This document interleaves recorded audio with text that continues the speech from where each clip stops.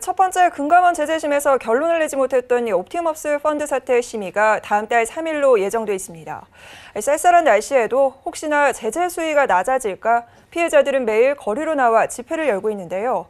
제재심 결과와 함께 분쟁 조정 전망까지 다양한 해석들이 나오고 있습니다.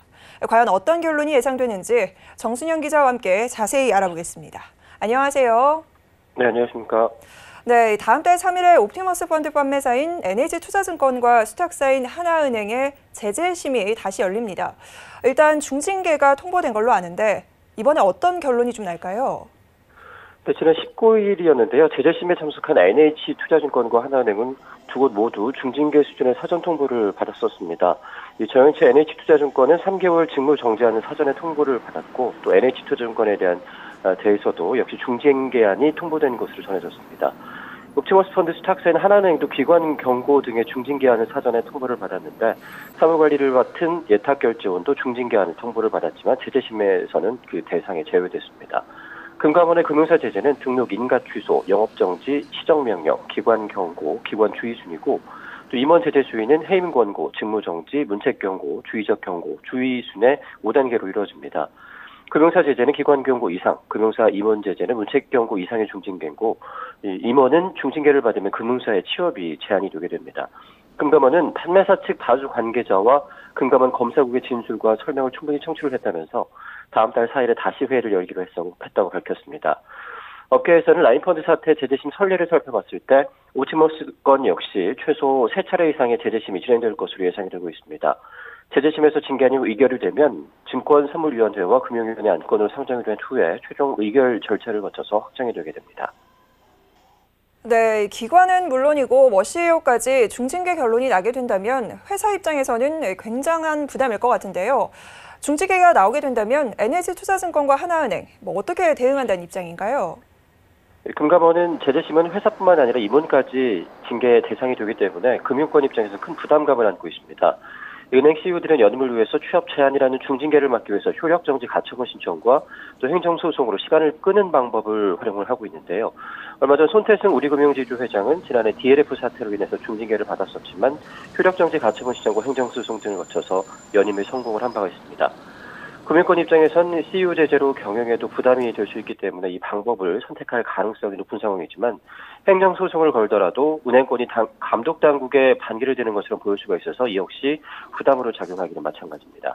금융권에서는 사고가 날 때마다 CEO의 중징계를 내리면 중단기 경영에 압박이 올 수밖에 없어 난감해하는 모양새긴 하지만 이 펀드 피해자들의 이 펀드 사태 책임자들에 대한 분노가 쉽게 가라앉지 않을 전망이어서 어떤 방식으로든 금융사들의 중징계는 피하기가 어려워 보이는 상황입니다.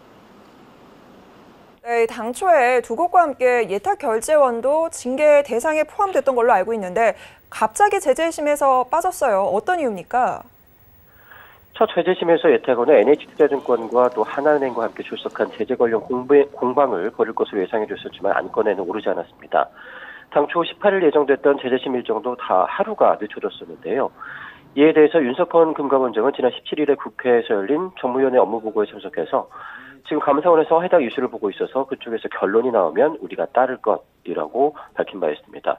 또 과거에는 금융위원회에서 다른 해석을 한 경우가 있어서 내부적으로 심사숙고를 한 필요가 있다고 생각을 했고 조사 통보가 나가고 난 이후부터 계속 홀드가 돼 있었다라고 말하기도 했습니다.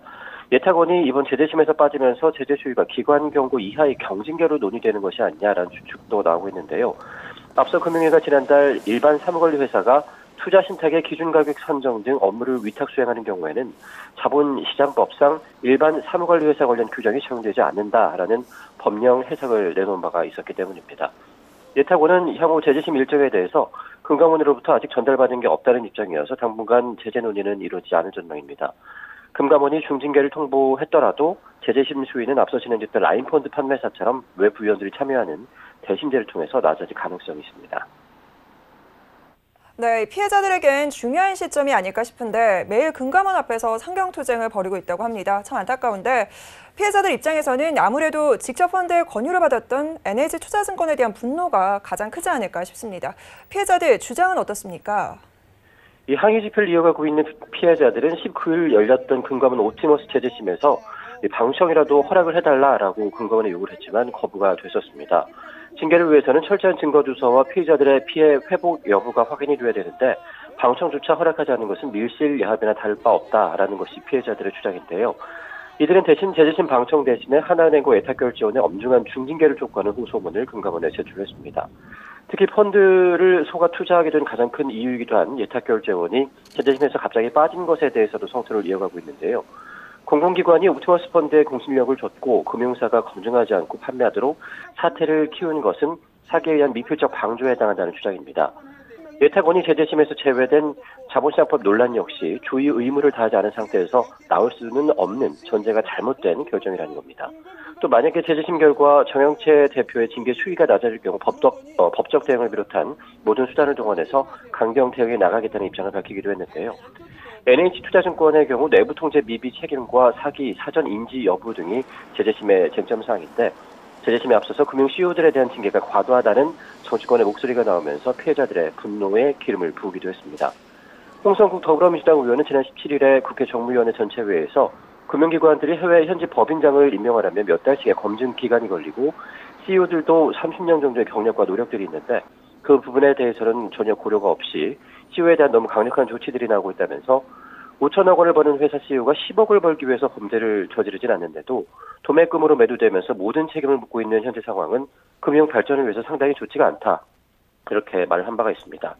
이에 대해서 피해자들은 정영채 대표와 대우증권 동기벌이 되는 홍성국 의원의 입에서 나온 증권사 CEO들에 대한 징계가 너무 가혹하다라는 말은 그 이유가 의심스럽다라면서 국민을 대변해야 할 국회의원이 CEO들의 편에 들고 나서면은 펀드 사기에 삶과 가정이 무너진 피해자들은 앞으로 어떻게 살아야 하느냐며 분통을 터뜨리기도 했습니다. 한국투자증권처럼 조건 없는 손배상이 진정한 피해 구제지 분쟁 조정 결과에 따라서 법적 지연 이자까지 내야 되는 선지급으로 NH투자증권이 피해 구제를 다했다라는 것은 말이 안 된다는 것이 피해자들의 주장입니다. 네, 일단 사기에 의한 계약 취소다 피해자들의 주장인데 100% 배상 결과가 나올 가능성은 어느 정도 됩니까? 일각에서는 옵티머스 펀드의 100% 배상 가능성이 언급이 되고 있습니다. 얼마 전까지만 해도 하나은행과 NH투자증권, 예탁결제원의 다자 배상이 논의되기도 했었는데요. 금감원은 옵티머스 펀드가 투자 대상으로 제기한 공공기관 매출 채권이 실제로 존재하지 않았다는 데 무게를 두고 막바지 검증 작업에 한창입니다. 만약에 사실로 확인이 된다면 옵티머스 펀드에 대한 계약 취소가 이루어질 가능성이 커서 라인펀드에 이은 두 번째 전액 배상 사례가 나올 수도 있는데요. 옵티머스 펀드가 자산으로 편입했다고 주장을 했던 매출채권 지급기관은 부산광역시, 한국토지주택공사, 한국도로공사 등인데 국가개혁법상 공공기관은 민간업체에 대금을 5일 이내 또는 공사 진행률을 감안해서 30일마다 지급하도록 되어 있기 때문에 사실상 3개월에서 9개월 만기 매출채권 자체가 존재할 수 없는 구조이기 합니다. 금감원은 공공기관을 대상으로 조사를 벌여서 투자 대상이 존재하지 않거나 투자가 불가능했다는 사실이 확인되면 착오에 의한 계약 취소에 따라서 100% 배상안을 분쟁조정위원회에 회부할 계획입니다. 네, 라인펀드에 이어 옵티머스 펀드 역시 100% 배상이 좀 이루어질 수 있다면 그동안 마음고생이 상당했던 피해자들의 마음을 좀 어루만질 수 있지 않을까 싶은데요. 배상뿐 아니라 펀드 사태에 일조했던 금융사와 금융기관들에게도 합당한 처벌이 이루어지지 않아야 할까 싶습니다. 오늘 말씀 잘 들었습니다. 고맙습니다. 감사합니다.